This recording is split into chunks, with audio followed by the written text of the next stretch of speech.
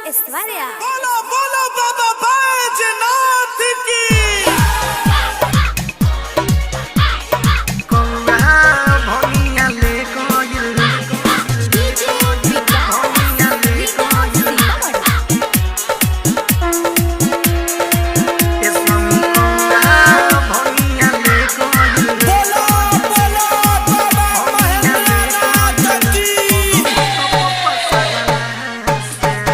स्वामी कौआ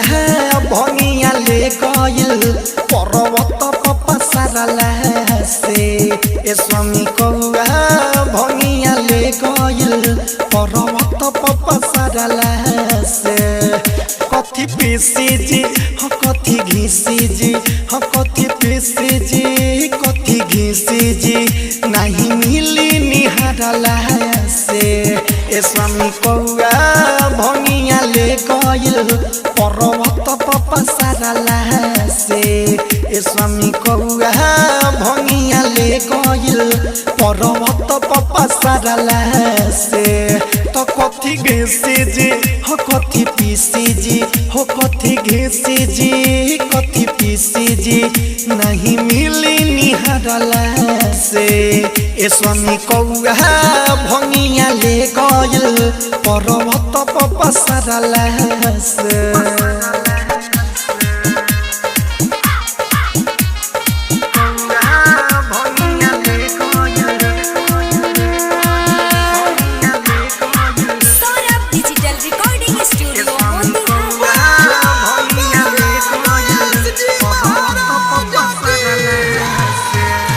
देवघर जाई न घुरी आई न सुनी भोला जी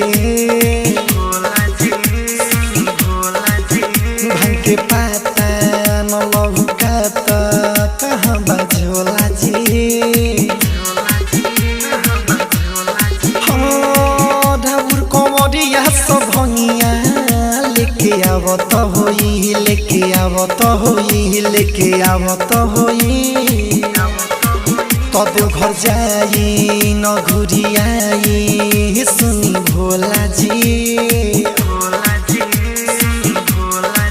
तो भांग के पाता न लौकाता कहाँ बझोला जी ढाबुर कमरिया सब भंगिया लेके आवत होई लेके आवत होई लेके आवत होई एही जानो मिली उहाँ जाके पिली गिराई न झगड़ा से स्वामी कौआ भंगिया ले गइल पर्वत पपसरला से स्वामी कौआ भंगिया ले गइल पर्वत पपसरला से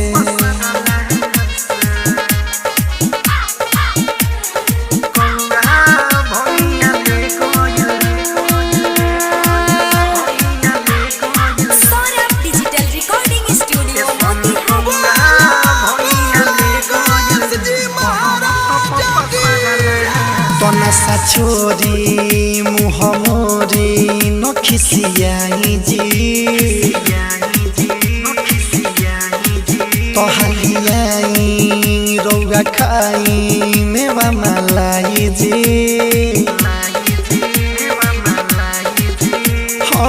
संजय सारा बीबा भेजले असो सावन में असो सावन में असो सावन में नशा छोरी मुँह मोरी न खिसियाई जी हलियाई रौआ खाई मेवा मलाई जी